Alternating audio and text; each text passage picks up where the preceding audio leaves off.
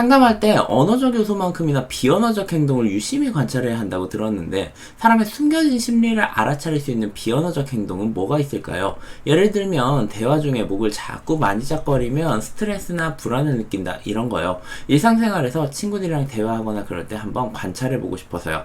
자, 쿠쿠리모님, 이 행동심리학적으로 그 범죄심리학이나 이런 거에서 막 그 목을 만지작거리면 막 그 불안을 느끼는 거고 막 이런 거 있잖아요. 근데 그냥 그 사람이 목에 모기가 물려가지고 이렇게 긁고 있는 걸 수도 있잖아. 그러니까 그 행동에 어떤 공식 같은 건 없어요. 당연히 범죄 심리학이나 이런 걸로 가서 행동 관찰, 프로파일 이런 걸로 가면 그런 것들이 유의미한 정보가 될 수는 있겠죠. 근데 그거 역시도 일단은 사람에 대한 유심한 관찰이 우선이고 그 다음에 거기에 걸맞는 어떤 사례나 공식들이 나타나는 거라고 이해를 하시면 되거든요. 이거를 거꾸로 해버리면은요, 오히려 사람을 관찰할 수 있는 그 관찰의 폭이 좁아져요. 그러니까 아무것도 없는 상태에서 일단 관찰부터 해보시는 거를 가장 추천드립니다. 그래가지고 이 사람은 과연 지금 어떤 마음 상태일까? 그리고 나한테 어떤 이야기를 하고 싶은 걸까? 나는 지금 이게 어떻게 들리며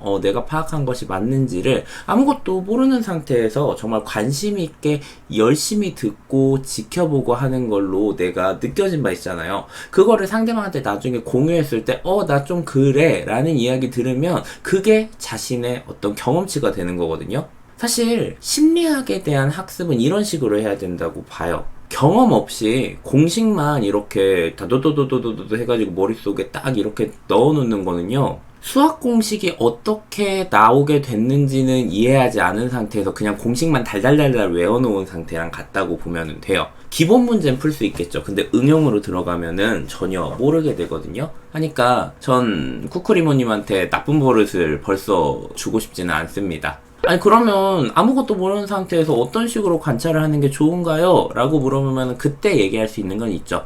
상대방의 눈을 유심히 보세요. 그리고 그 눈을 보면서 그 상대방의 눈에서 느껴지는 것들이 있을 거예요.